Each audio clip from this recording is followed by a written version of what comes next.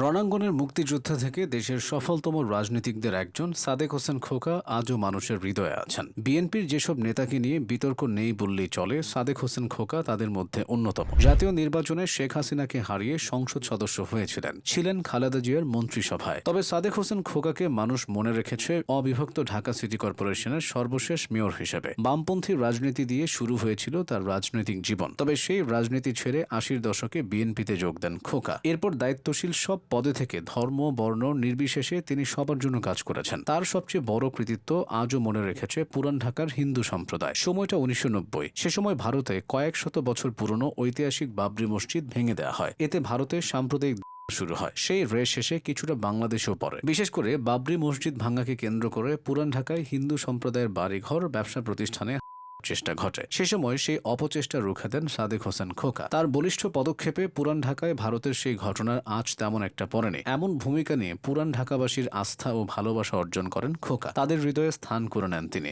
একই সঙ্গে হয়ে ওঠেন একজন অপ্রতিদ্বন্দ্বী জনপ্রিয় নেতা। সেই জনপ্রিয়তার প্রমাণ মেলে ১৯৯১ সালের জাতীয় নির্বাচনে। খোকা ঢাকার ৭ তথা সূত্রাপুর কোতোয়ালি আসন থেকে আওয়ামী লীগ সভাপতি শেখ হাসিনাকে পরাজিত করে প্রথমবারের মতো এমপি নির্বাচিত হয়ে আলোচনায় আসেন। ওই নির্বাচনে খোকা পেয়েছিলেন ৭৬,৬০১ ভোট। অন্যদিকে শেখ হাসিনার প্রাপ্ত ভোট ছিল ৪৯,৩৬২। এরপর বেগম খালেদা জিয়ার নেতৃত্বে সরকার গঠিত হলে খোকাকে যুব ও ক্রীড়া মন্ত্রণালয়ের প্রতিমন্ত্রী করা হয়। ১৯৯৬ সালের নির্বাচনে ঢাকার ৮টি আসনের মধ্যে ৭টিতে বিএনপি প্রার্থীর ভরাডুবি হয়, কিন্তু একমাত্র খোকা নির্বাচিত হন। তার জনপ্রিয়তায় তখনও ভাটা পড়েনি। ২০০১ সালের নির্বাচনেও সংসদ সদস্য নির্বাচিত হন এই বর্ষিয়ান রাজনীতিবিদ। সে সময় তিনি মৎস্য ও পশু সম্পদ মন্ত্রণালয়ের দায়িত্ব পান। ওই সময় পুরান ঢাকায় বিএনপির রাজনীতিতে নিজস্ব বলয় তৈরির পাশাপাশি প্রতিটি থানা ও ওয়ার্ডে দলকে শক্তিশালী করার পেছনে তার গুরুত্বপূর্ণ ভূমিকা ছিল। ২০০২ সালের ২৫শে এপ্রিল অবিভক্ত ঢাকা সিটি কর্পোরেশন নির্বাচনে তিনি মেয়র নির্বাচিত হন। এরপর ২০১১ সালের ২৯শে নভেম্বর পর্যন্ত